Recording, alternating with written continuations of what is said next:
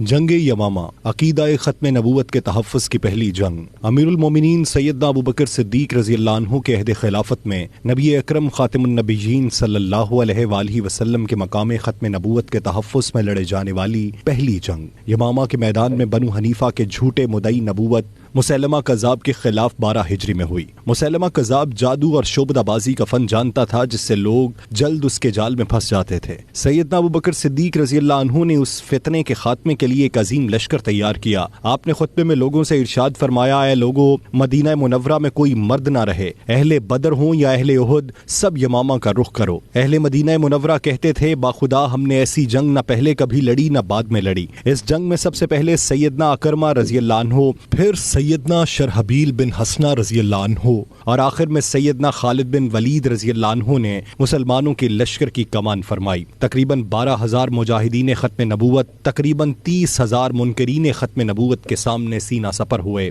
اس جنگ میں بنو حنیفہ کے باغ میں اتنا خون بہا کہ اسے حدیقۃ الموت کہا جانے لگا۔ اس باغ کی دیواریں قلعہ کی مثل اتنی بلند و بالا تھیں کہ ان میں کسی بھی طرف سے داخل ہونا تقریباً ناممکن تھا۔ سیدنا برہ بن مالک رضی اللہ عنہ نے ارشاد فرمایا، اے مسلمانوں، اب ایک ہی راستہ ہے، تم مجھے اٹھا کر اس قلعے میں پھینک دو، میں تمہارے لیے دروازہ کھولوں گا۔ آپ نے اس قلعے کی دیوار پہ کھڑے ہو کر منکرین ختم نبوت کے اس لشکر جرار کو دیکھا اور پھر تنے تنہا اس قلعے میں چھلانگ لگا دی۔ آپ نے ہزاروں کے لشکر سے تنہا لڑتے ہوئے دروازہ کھول دیا اور پھر مسلمانوں نے مسیلمہ کذاب سمیت 21,000 منکرین ختم نبوت کو کاٹ کے رکھ دیا۔ اس سے پہلے جتنی جنگیں ہوئیں، بدر، احد، خندق، خیبر اور موتا وغیرہ، ان تمام میں صرف 259 صحابہ کرام رضی اللہ عنہم شہید ہوئے، لیکن اس مارکہ تحفظ ختم نبوت میں 1200 مجاہدین اسلام نے جام شہادت نوش فرمایا۔